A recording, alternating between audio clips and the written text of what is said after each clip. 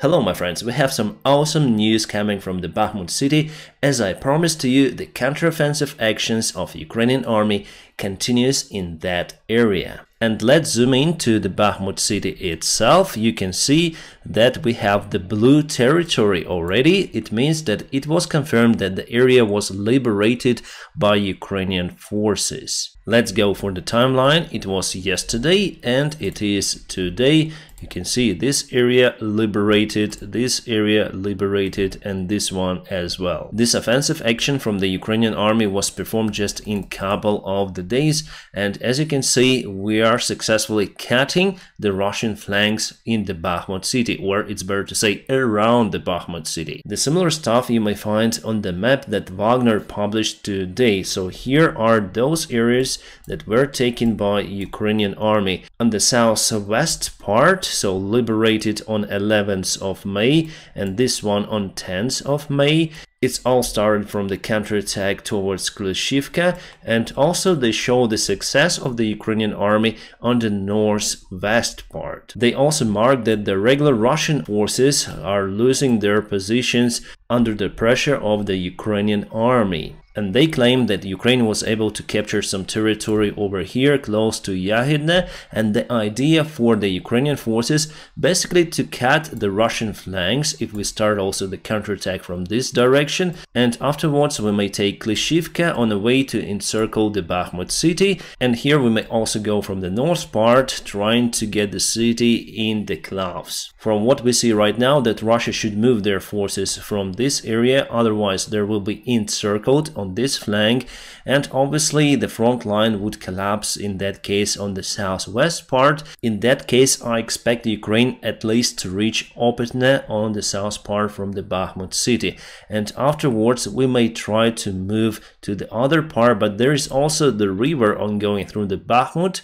and there's the natural obstacle, so we need some engineering equipment to go across Opetne. The same obstacle we have on the north part from the Bakhmut city as well. But you may also say that Wagner will send the reinforcements to that area.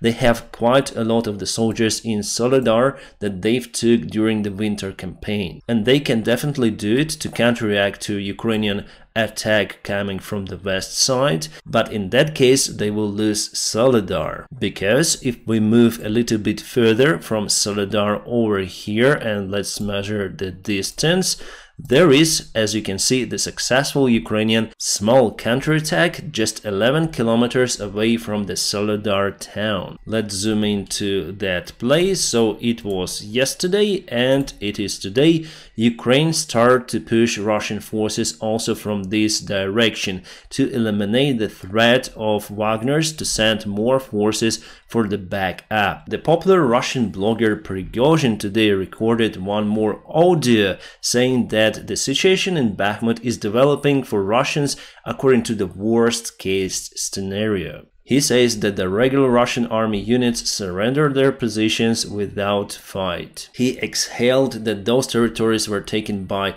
blood and lives of our commanders and our military for several months, so they lost those territories for just 2 days. But according to one of the Ukrainian soldiers who posted the post on his social media, they went into those positions and spotted how Wagner's left first. He said that 72nd Brigade was encircled by Ukrainian forces, and finally after 2 hours negotiations, most of those people just surrendered to Ukrainians. So there could be also the scenario that Prigozhin is doing this on purpose. He is withdrawing his army from the flanks and leaving the positions. Yes, mostly the Wagner army is in the Bakhmut city itself, but still they're present on the flanks as well. He's doing it to blackmail the regular Russian army command, Shoigu and Gerasimov, and probably Putin. He wants to show that they will not resist against the Ukrainian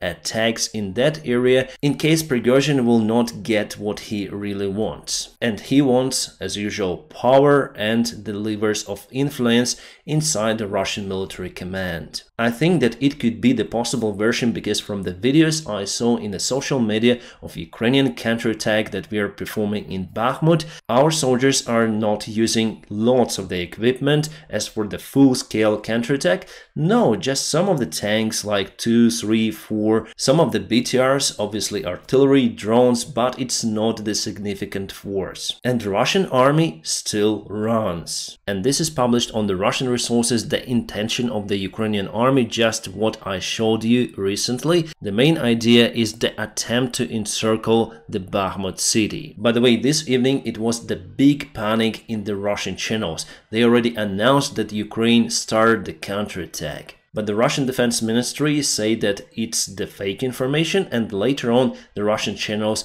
disapproved the information they gave before. It means that they are panicking. Those are the positions close to the Bakhmut city, and Russian regular army just left them. Some of the Russian military bloggers say that Russia doesn't have enough equipment to fight against the heavy vehicles and tanks. Well, we have the next picture showing the tools that could be used potentially against the armored vehicles or tanks. Plus, lots of the tank mines. There was the report today in the news saying that Britain has delivered long-range Storm Shadow cruise missiles to Ukrainian army. There are some of the modifications of that rocket. One has the range a little bit less than 300 kilometers and the other one is a little bit less than 600 kilometers. I guess we have the shorter range version, but still it's great for Ukrainian army. And from the article we know that those rockets has been delivered to Ukraine. And we have the Storm Shadow cruise missile range already integrated into the Deep State map.live resource. It is the awesome interactive map that I always use in my videos. So let's go for it. The range is up to 250 kilometers. So let's go. Let's put the point somewhere close to this area. Yes, still far away a little from the Kerch bridge, so with the future counteroffensive we may move forward, just a little forward, maybe somewhere here, and we may reach the Kerch bridge in that case. But if we put it to Kherson, you may see that we already may target most of the Russian military airfields in Crimea. I guess that this rocket will be used for that purpose, especially targeting the helicopter airfields and also Russian fighter jets, including Sevastopol base in Belbek.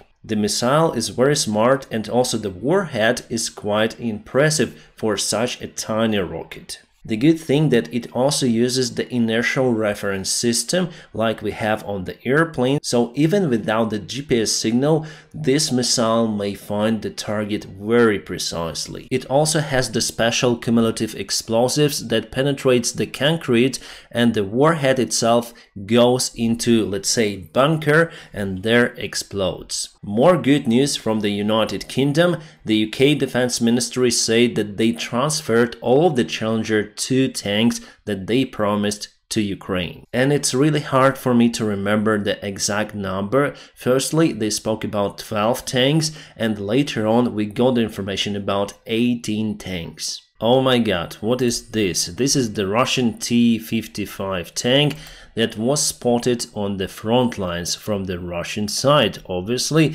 and it has the special grille double-deck construction. This additional tuning Russia does against the Javelin systems. But for this tank, to use the Javelin, I think it's too expensive, because you may penetrate it even with a standard RPG. Obviously, you need to get much closer to the tank to fire from the RPG, but nevertheless, this tank is very, very weak. Maybe they need to show this tank on their parades. And what I also confused about, that Russia showed the modified version of the T-55 tank with extra armor, contact one, and some of the precision equipment there. But here is the very old standard tank with no accessories.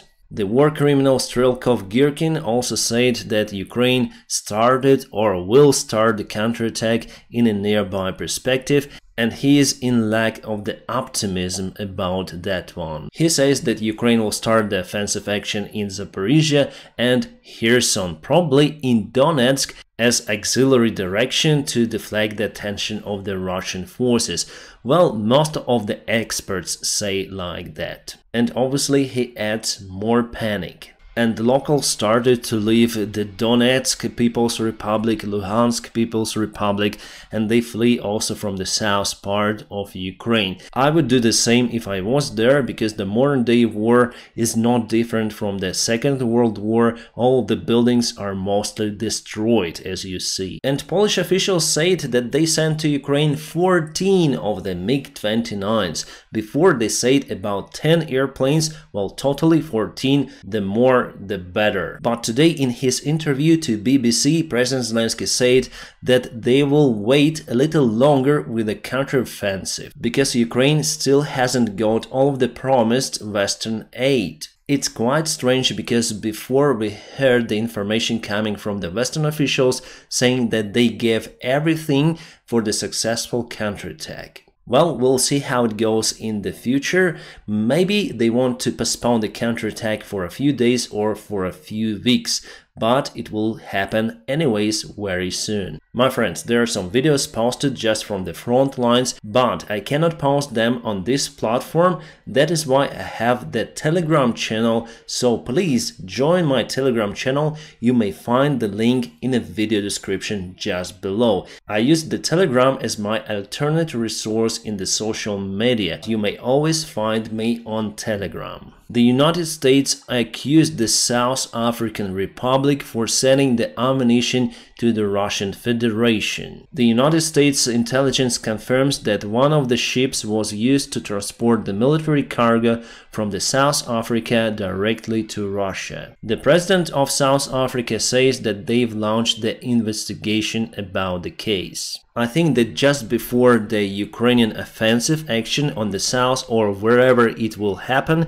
there will be lots of the surveillance airplanes near to Crimea in the Black Sea and also close to the western border of Ukraine. But today I don't see any of the surveillance airplanes, at least on the Flight Radar 24. But there is interesting stuff happening in Estonia. Over here you may able to see lots of the Polish transport airplanes. Yeah, I moved my camera a little for you to see. So those are the Polish transport airplanes. They're flying in some circles in Estonian airspace. So there's also big C-130 airplane and also other small transport planes in that area. What are they doing? I don't know. Oh, just on the south there are some other planes, like very old retro. So probably there is just the air show that is going to happen in Estonia. My friends, I'm gonna keep you updated on situation in Ukraine and will hope to see more good news tomorrow. Now please press the like to this video, and also if you want to support my job, you may go to the video description. There are some links for my Patreon or for my PayPal. You may also support me on the sponsorship on this YouTube channel. Thank you so much for your kind support and your help. I wish you all a peaceful sky wherever you are, and have a great time.